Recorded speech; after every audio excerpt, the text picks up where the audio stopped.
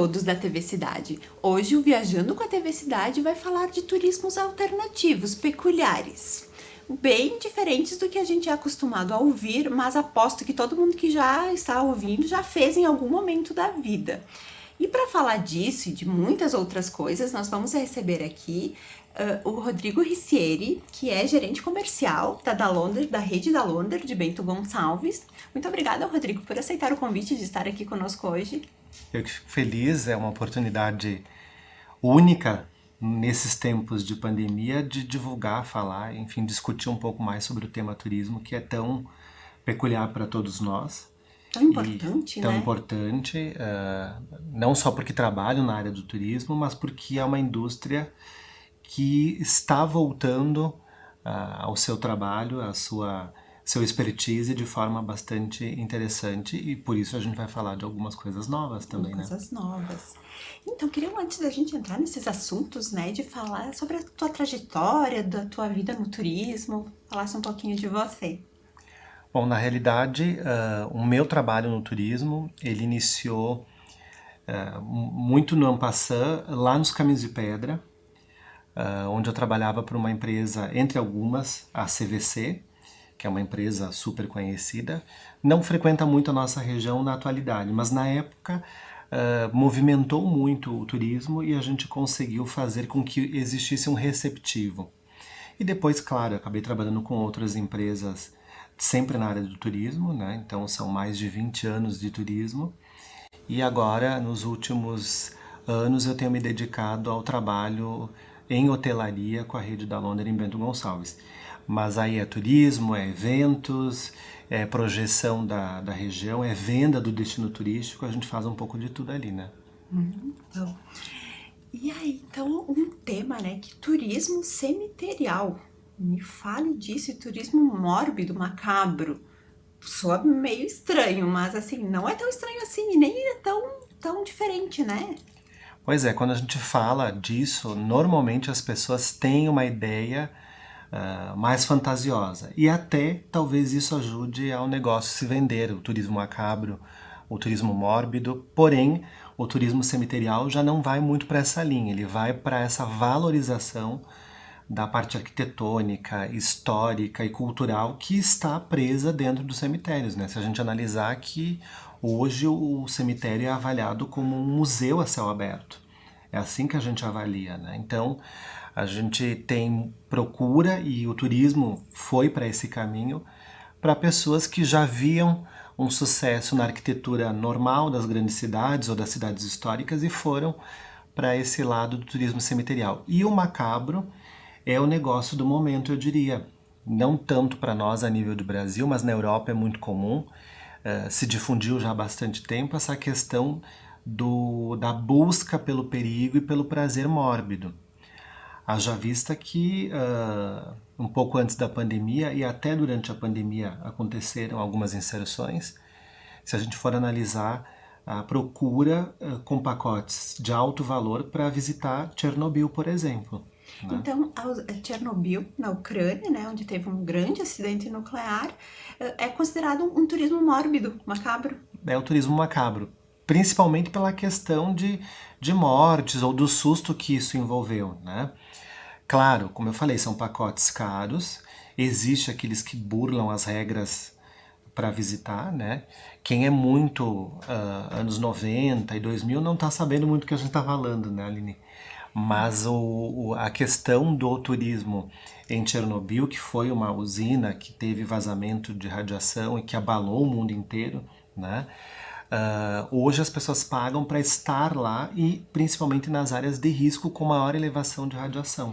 Porque ainda existe, então, né, a radiação lá em Chernobyl, que me corrija, né? Tem que andar com um aparelhinho que mede a radiação e aí que mostra os caminhos que você pode ou não percorrer, né? Exatamente, até porque é um parque mórbido, né? Porque lá a gente encontra uma cidade que foi devastada, que está abandonada, então tem brinquedos, hospitais, escolas, prédios, casas que foram evacuados, né? Nunca mais retornou-se lá, a vegetação ocupou parte da região também, já está bem avançado isso, né? Então se paga.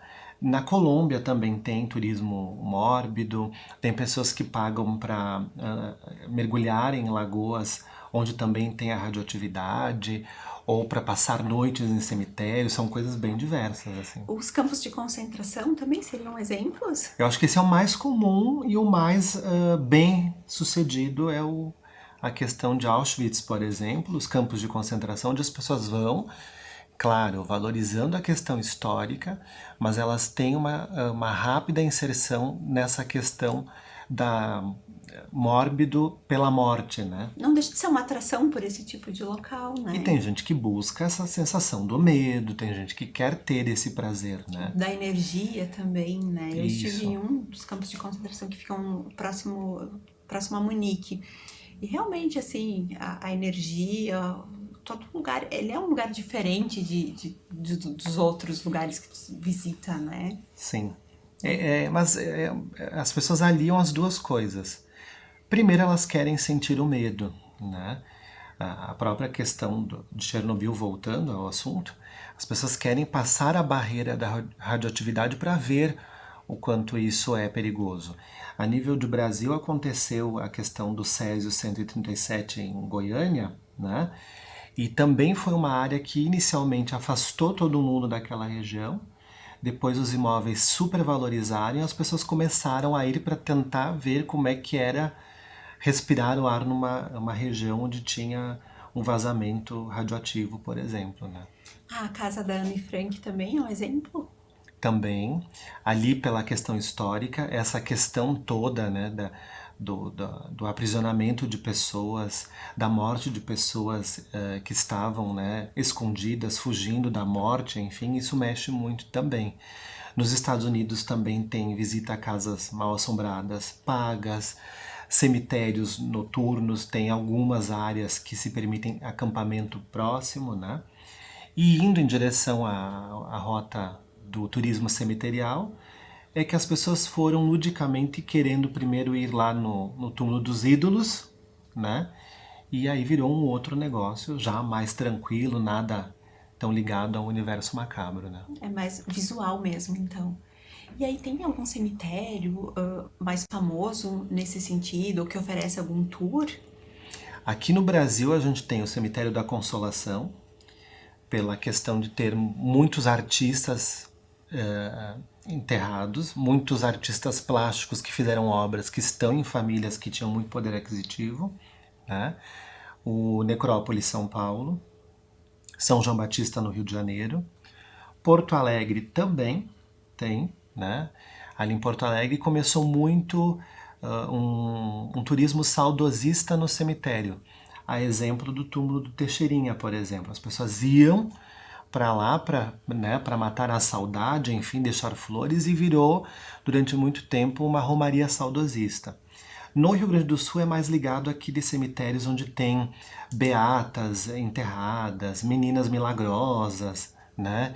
Pessoas que morreram e que faziam possivelmente algum milagre. Então as pessoas vão, né? Em Passo Fundo tem isso, por exemplo, né? As pessoas vão para estar perto e fazer romarias saudosistas. Muito próximo aqui temos Fagundes Varela, por exemplo, que tem também, né? Olha só, a gente acha que é coisa do outro lado do mundo, né, dos campos de concentração, mas de alguma forma, enfim, né, claro, dos cemitérios tem aqui também, né? Sim. Interessante. E olha só, aqui em Farroupilha nós temos dois lugares que quem está assistindo já deve, ou conhece ou ouviu falar, que é o Museu Casal Mosquete, que é muito famoso com a história de uma boneca, né? Sim. E também em Caravaggio tem um espaço lá que é o Livrai-me do Mal, Livrai-nos do Mal, que é, enfim, tem uma história de um exorcismo, que tem uma grade retorcida, que inclusive está aberto à visitação para quem quiser, ao lado da capela ali das velas, fica bem de fácil acesso. Também se encaixa nesse tipo de turismo. Também se encaixa, mas aí o mais interessante é justamente isso. A gente não precisa fazer tão longe algo que pode ter mais acessivelmente. E é claro que depois as pessoas fazem suas associações, né? A própria boneca do museu virou a Annabelle Farroupilhense, né? As pessoas começaram a fazer toda uma apologia a isso. E vou te dizer que lá na nossa agência lá da Londres Turismo, apareceram pessoas que queriam vir à Farroupilha e visitar o museu Olha por só. conta da boneca. Então as pessoas querem ter esse acesso, elas vão ficar ali fitando a boneca numa sensação de esperar que ela se mova e tudo mais. E essa parte da igreja ali em Caravaggio também conheço, né, porque esse exorcismo é famoso, né, na região pelo menos. Porém, as pessoas vão muito em busca da fé, não se dão conta de que tem essa área e que está ali contada a história, os objetos que foram utilizados nesse exorcismo. Mas se encaixa perfeitamente. Num grau menor, né, as pessoas não vão se impressionar tanto, né? Mas sem dúvida nenhuma vai mexer com o psicológico e qualquer cemitério regional oferece isso. O que falta agora é a gente ter guias e agências que façam isso. Muito mais nas capitais existe, né? Por conta dessa questão artística, cultural, visitar túmulos de famosos. Imagina-se que no Rio de Janeiro as pessoas durante anos visitavam o túmulo da Carmen Miranda freneticamente. Mas nos anos 80, quando o Cazuza faleceu, foi um túmulo que sofreu com um excesso de visitas, né? Inclusive, eu estava vendo que tem famílias que enterram uns familiares famosos em locais privados para evitar esse tipo de turismo. A própria princesa Diana, né? Ela está enterrada numa propriedade particular da família para justamente evitar esse tipo de turismo, né? Ou de público. Enfim, são escolhas, né? Uhum. E que tem turismo lá, porque a família abre a propriedade em alguns momentos, né? Porque ela está enterrada numa ilha, né? É, Mas justamente porque talvez no século XX, ou uma personalidade do século XX, talvez ela tivesse sido ou seria a que chamaria mais atenção para isso. Talvez já se tinha uma noção do poder dela. A gente mais regionalmente América do Sul, Eva Peron. Eva Peron, eu estive no túmulo. Olha só, também nem sabia que eu estava fazendo um turismo cemiterial, Uhum, mas eu estive no cemitério da Recoleta, em Buenos Aires, que é famosíssimo, né? É realmente um passeio turístico, né? sim. E depois de todo o mistério que envolveu esse jazigo estar ali, né? Porque foi enterrado um corpo que não era da Eva Peron, Não sabia, nos existia um conte essa corpo história. embalsamado, enfim, existiam muitos rituais de pessoas em esconder o corpo verdadeiro, né? Mais recentemente foi levado para lá, mas durante muito tempo existia tudo isso porque se deu conta de que ela morta era mais poderosa do que viva, politicamente falando, né? Até porque o próprio marido ainda continuou na política durante muito tempo, né? Aqui no Brasil, por exemplo, o brasileiro é mais ligado à questão artística, né?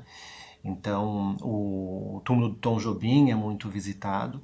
As pessoas vão por essa atração. Depois acaba encontrando ao redor, na Necrópole São Paulo, você vai encontrar obras milionárias de Brecheret, por exemplo, Vitor Brecheret, né, que é um grande artista plástico brasileiro, escultor de grande renome, e as pessoas automaticamente vão cair em nomes de famílias muito interessantes, como a família Hermílio de Moraes, uma das mais ricas do país, que tem ali um jazigo amplamente cuidado, porque já se sabe que as pessoas passarão por ali. A família Maluf mantém o jazigo com flores eternas ali, justamente porque é uma área bastante procurada e visitada. E também a morte, né? O cemitério, ele retrata muito a cultura, Sim, né? Os egípcios, né? O que são as pirâmides, né? Na verdade, são túmulos, né? sim, sim. E a Então, nossa região não poderia ficar de fora. Eu acho que ainda não é o nosso momento, porque a gente ainda não lidou muito bem com a questão da morte. O italiano tem uma outra um apego característica, né? maior. A gente é mais ligado ao sofrimento propriamente dito, mas quem sabe levar para esse caminho. Mas existem belos exemplares em toda a região, né? Principalmente na cultura alemã, mais ainda, né? Sabe que eu li alguma coisa, não sei se enfim, que na cultura alemã, em algumas partes da Alemanha, o velório ele não acontece em um dia, dois, como aqui, são vários dias para a pessoa ir se despedindo do ente querido, né? Também, então, como retrata as diferentes culturas, né? É uma despedida aos poucos, eu diria, né? Então fazem-se todos os tipos de rituais, a gente é que tem mais pressa, né? O enlutar-se é mais bem visto do que o velar-se, né? Apesar de a gente ter hoje os velórios ainda, né? Ainda existem as carpideiras, né?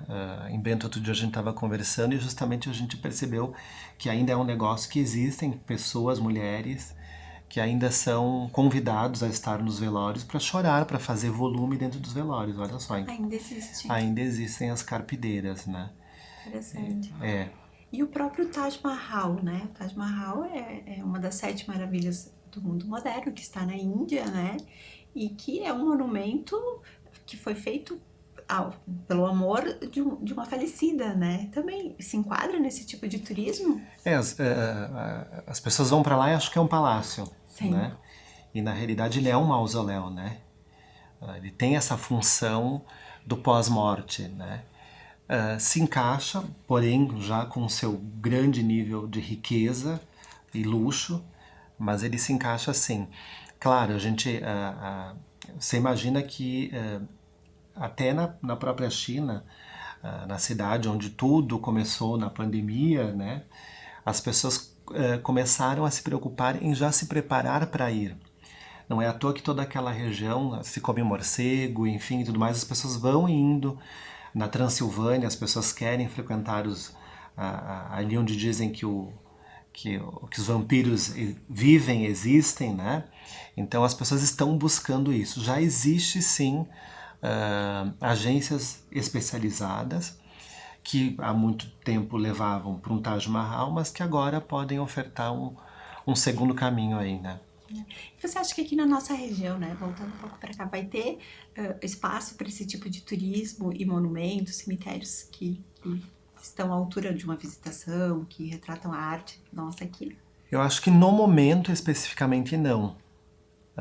Até porque a gente está ligado a uma outra cultura. A gente vem de diversão e a gente vem de bem-estar e hospitalidade. A gente vende comida, a gente vende vinho, a gente vende qualidade de vida, a gente vende Pôr do sol. o pôr do sol, o nosso frio, agora a neve que atraiu enlouquecidamente as pessoas para cá. A gente vende esse nosso ar europeu, que todo mundo tem um pouquinho do sangue italiano, alemão, sueco, suíço, né? Na nossa região, isso tudo a gente vende.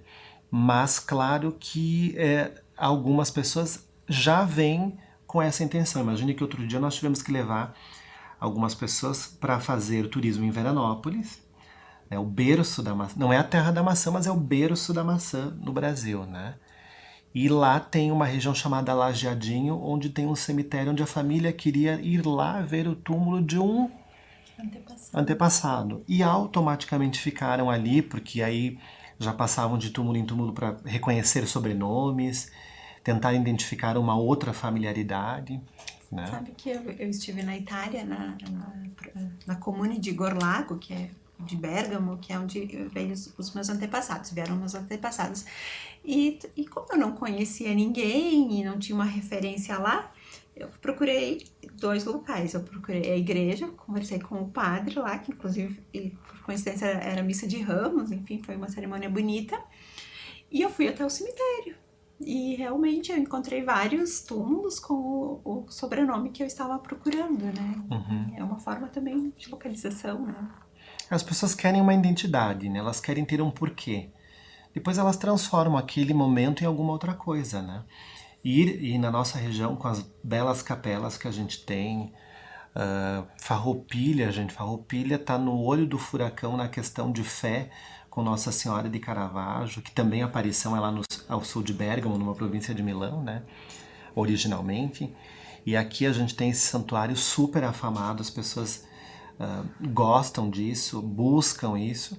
Claro, aí a gente teria que levar para um outro caminho, mas eu acho que a gente tem um potencial. A gente está tentando lá fazer com que esse turismo, pelo menos quem procure, tenha o que fazer. Então a gente já criou uma ideia de ter um serviço para ofertar para eles, sim. Interessante a gente divulgar, né, para as pessoas saberem dessa classificação, né, desse turismo, né, que, claro, né, muita gente já fez sem nem saber muitas vezes que estava fazendo esse turismo específico. Esse de Buenos Aires é o mais famoso, né? As pessoas vão para a Recoleta. E o interessante lá na Recoleta é que você consegue visualizar os túmulos, né? Os caixões, né? Em alguns túmulos eles ficam abertos assim e você vê o caixão, né? Que aqui não é usual, né? Uhum.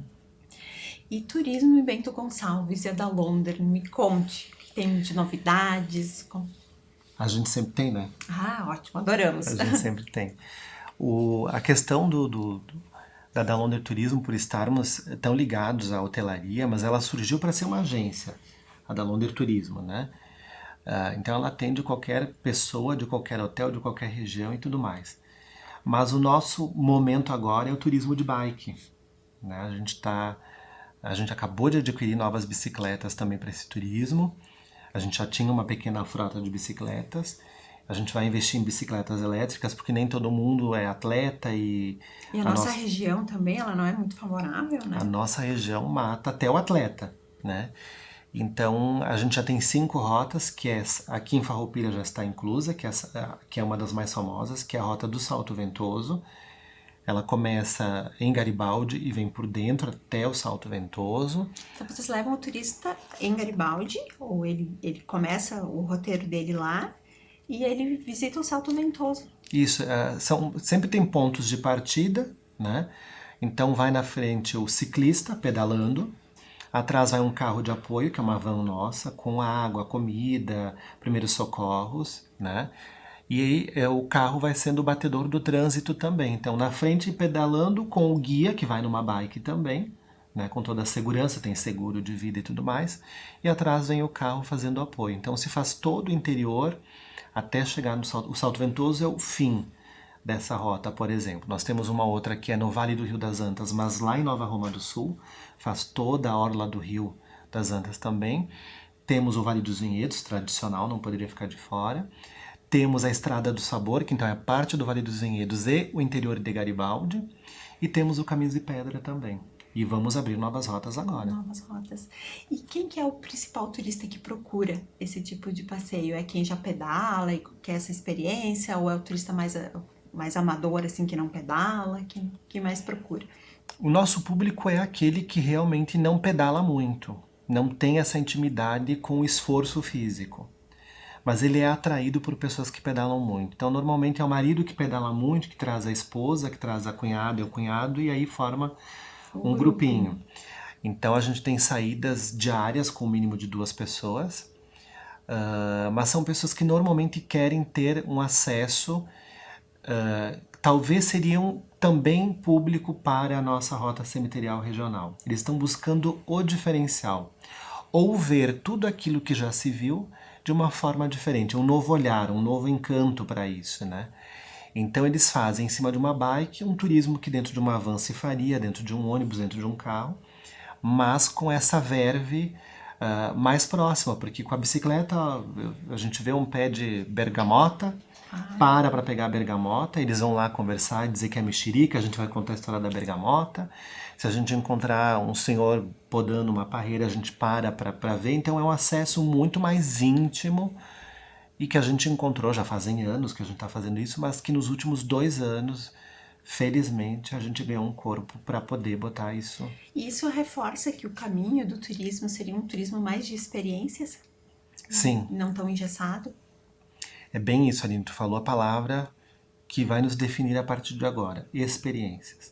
Quem não tiver turismo de experiência ou não ofertar uma experiência, não vai estar fazendo turismo, ou não o turismo que a gente quer. Vai estar só se aproveitando do negócio, porque agora tudo virou uma experiência. Há muitos anos já vinha, mas agora mais intimamente as pessoas estão buscando vivenciar alguma coisa, né? Aquele passeio engessado de muitas pessoas fazendo a mesma coisa num ônibus, ele chegando num ponto turístico, olhando, escutando aquela explicação engessada, indo para o próximo, vai cada vez perder força. Na nossa região ele já perdeu. Ainda sobrevive em regiões como Gramado, Canela, o Nordeste do Brasil se beneficia muito disso, sem dúvida nenhuma. E o próprio turismo macabro e o cemiterial são turismos de experiência. Não aquela gostosa, né, que a gente gosta de Sim, falar, do sim. pão, do vinho, né, da cuca. Mas daqui a pouco intercalando com essa outra experiência, fica Exatamente. um roteiro equilibrado, né? E gostoso Com também, né? certeza. Tu fostes lá em Buenos Aires, em Auschwitz, em outros lugares, e quem vai a Pompeia vê lá o que sobrou do vulcão. São momentos mórbidos, mas que agregam história e algum tipo de prazer intelectual. E o prazer intelectual a Agora gente tem que ter.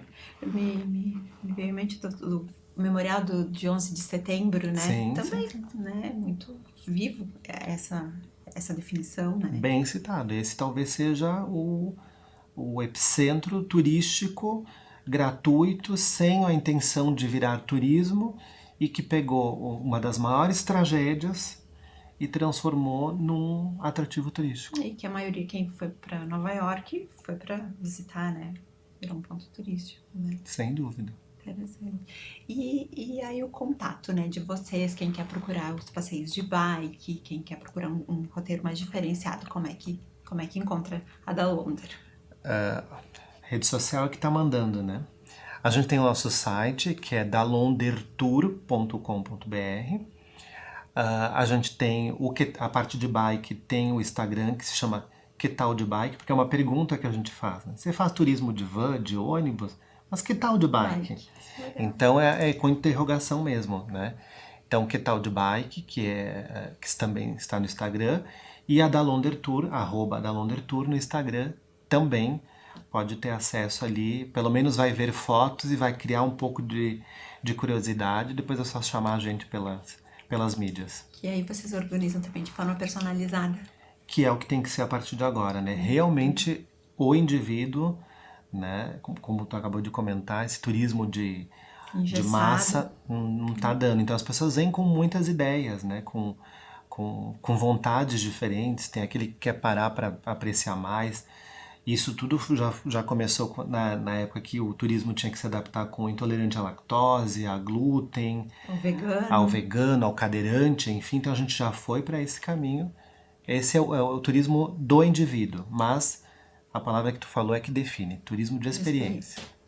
Então, Rodrigo, muito obrigada, né? Nosso tempo voa. Foi um prazer recebê-lo aqui. E as portas sempre estão abertas para quando tiver novidades e outros turismos, né? Que são tantos, né? Que nos movem, né? Uhum, E que movem uma grande economia também, né? Muito com obrigada. certeza. Eu que agradeço. Obrigada a todos.